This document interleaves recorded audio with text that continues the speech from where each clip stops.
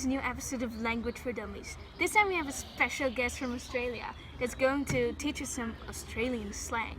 So, hello, how are you going? Good day, mate. All good. How are you going?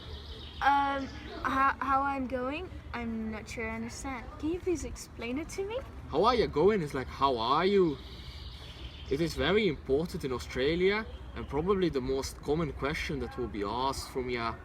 Right, that explains it. Well, I am fine. You can't?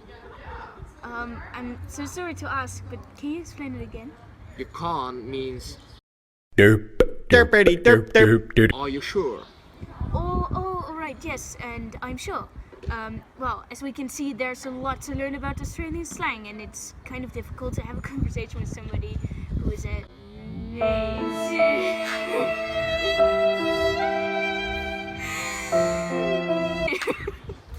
Sorry, we was a native Australian speaker, so if I just say some words, can you translate them into Australian? Defo. But first, let me take a selfie.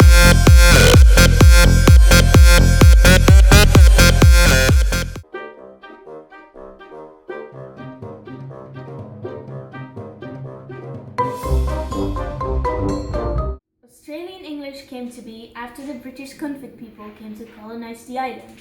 They took the dodgy Cockney to this new land, and the children of the first inhabitants started to expand the vocabulary and slang of the language. These days, Australia is a multicultural, peaceful and accepting country. Australia is known for its relaxed culture. Despite what many people think, Australians have a relaxed life, either in the big cities like Sydney or in the beautiful nature of the country. Though their way of life is not so different from the Western culture, apart from the calm nature of its people, the language is very different from other English-speaking countries. Neck oil, for example, is beer, and this is one of the many examples there are of differences between Standard English and Australian. There is an even wider range of expressions in Australia. Slang is used a lot, at first sight random words, but they actually have a meaning behind them only Australians know. An example is knock up, meaning wake up in Standard English, but how can one who doesn't speak Australian learn to speak it? It is one of the hardest varieties to learn, for it has a very special pronunciation and loads of slang. The first thing one should learn is to get the pronunciation right. An I will be pronounced more like an oi, for example, yet this differs per region. There are many different dialects in Australia, for it's a very big country. These accents mostly define themselves by a slight difference in pronunciation and vocabulary. Besides these slight differences, it's still clear they come from Australia. The Australian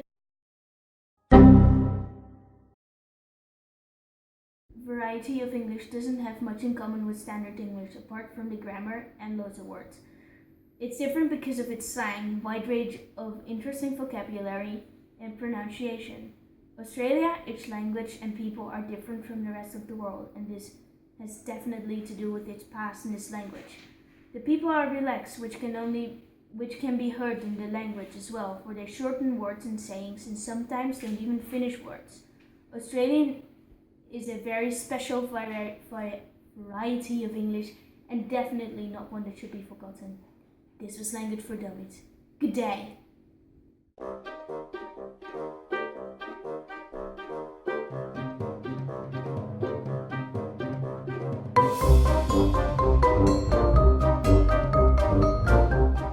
Australia. Australia.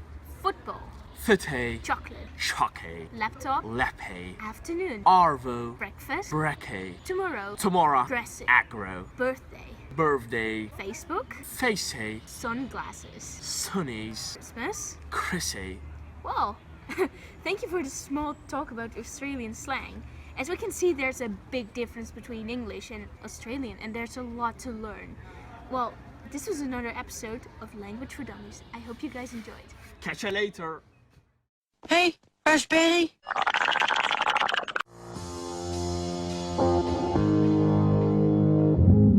Stand still,